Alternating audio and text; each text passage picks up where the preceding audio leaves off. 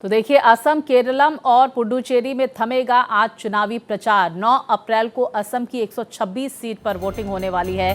केरलम की 140 और पुडुचेरी की 30 सीटों पर वोटिंग होगी। 4 मई को आएंगे चुनाव के नतीजे। तो ऐसे में देखिए, दिग्गज पूरी ताकत झोंकते हुए असम, केरलम और पुडुचेरी में नजर आ रहे हैं। पुडुचेरी की 30 और साथ ही केरलम की 140 सीटों पर चुनाव होने वाले हैं। असम में 126 सीटों पर मतदाता 9 अप्रैल को अपने मताधिकार का प्रयोग करेंगे।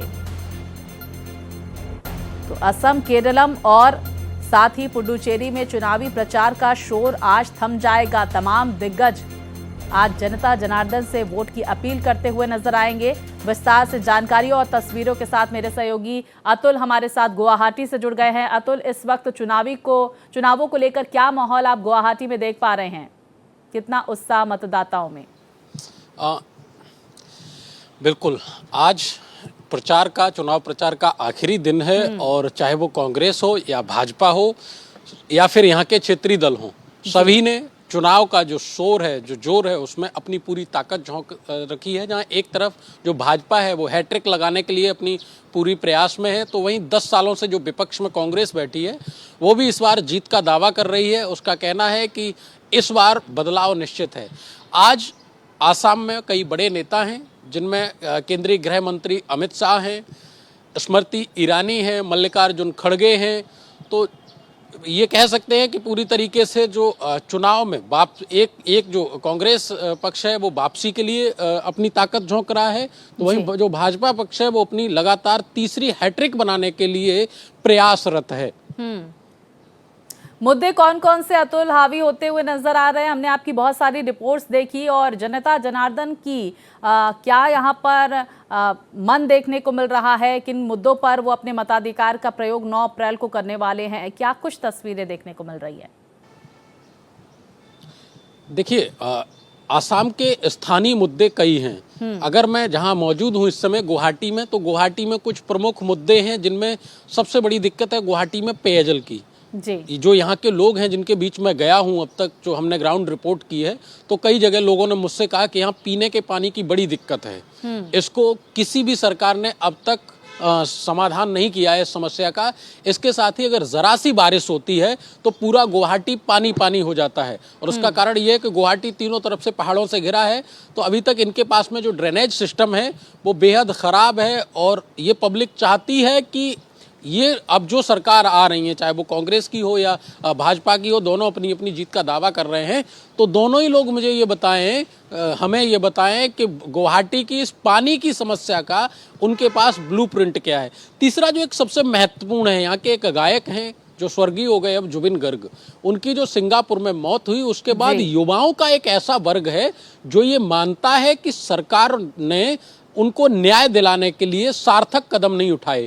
अब इसी मुद्दे को कांग्रेस ने लपक लिया है। कांग्रेस का जो मैनिफेस्टो है उसमें युवाओं के लिए जो घोषणाएं की गई हैं, उसमें पहले ही नंबर पे ये है कि अगर हम सरकार में आते हैं तो विदिन 100 डे हम जुबिन गर्ग को न्याय दिलाएंगे। उनका जो समाधि स्थल है, मैं वहां खुद भी गया था, लोगों से मैंने बातचीत की थी। कांग्रेस का कहना है कि वहां हम ऑडिटोरियम बनाएंगे। अब इसके साथ साथ एक मुद्दा और है यहाँ पे, युवाओं को नौकरी के मामले में जो सत्ताधारी दल है वो तो कह रहा है कि हमने खूब नौकरियां दी हैं, खूब रोजगार दिए हैं, लेकिन युवाओं का एक ऐसा वर्ग है जिसके अंदर गुस्सा भी है और उम्मीदें भी हैं। गुस्सा इस बात का है कि अब तक सिर्फ उन युवाओं का उपयोग सिर्फ जिंदाबाद और मुर्दाबाद के लिए रखा गया है। चाहे वो कांग्रेस हो, चाहे वो भाजपा हो या फिर यहाँ के क्षेत्रीय दल हो। तो अब युवाओं का ऐसा मानना है कि अब ये जो रील बाजी है, फेसबुक बाजी है, सोशल मीडिया है, इन सब से काम नहीं चलने वाला, वादों से सिर्फ काम नहीं चलने वाला। अब हमको जो भी ये राजनीतिक दल हैं ये ठोस आश्वासन दें कि वो हमारे लिए, यानी युवाओं के लिए रोजगार की दिशा में क्या काम करेंगे और नौकरी की दिशा में कितने सार्थक कदम उठाएंगे। तो ये स्थानीय मुद्दे। इसके साथ ही अगर हम अल्पसंख्यकों की बात करें तो कांग्रेस एक मुद्दे को जोर शोर से भुना रही है। उनका कहना है कि यहाँ से जो यहाँ के स्थानीय मुसलमान हैं उनको जो मौजूदा सरकार है, यानी भाजपा की सरकार, वो भगाना चाहती है। इसलिए जो हम आएंगे कल यहाँ पे कुमारी सैलजा की एक प्रेस कॉन्फ्रेंस हुई थी पूर्व केंद्रीय मंत्री की, तो उनका कहना था कि हम जैसे ही सरकार में आएंगे हम जो यहाँ के लोग हैं हम उनको उनकी जमीनों का मालिकाना हक देंगे, तो ये एक बड़ा टर्निंग पॉइंट भी साबित हो सकता है। क्योंकि अब तक यहाँ पे जो सबसे बड़ा मुद्दा रहा ना अवैध अतिक्रमण का, अवैध अतिक्रमण के नाम पे जहाँ भाजपा ने कहा कि हमने सरकारी जमीनों को खाली कराया है, बिल्कुल, तो कुछ क्षेत्रीय दलों और कांग्रेस ने इसको मुद्दा बनाया। बिल्कुल, ये तमाम मुद्दे जिस पर जनता जनार्दन अपनी प्रतिक्रियाएं देती हुई नजर आ रही है। 9 अप्रैल को किसे चुनती है जनता, देखने को दिलचस्प होगा, क्योंकि 4 मई को नतीजे आने वाले हैं और ऐसे में जनता की नब्ज टटोलने की कोशिश लगातार हमारे सहयोगी अरुण यहाँ पर कर रहे हैं। और बहुत शुक्रिया आपका जानकारियां हमारे दर्शकों तक पहुंचाने के लिए।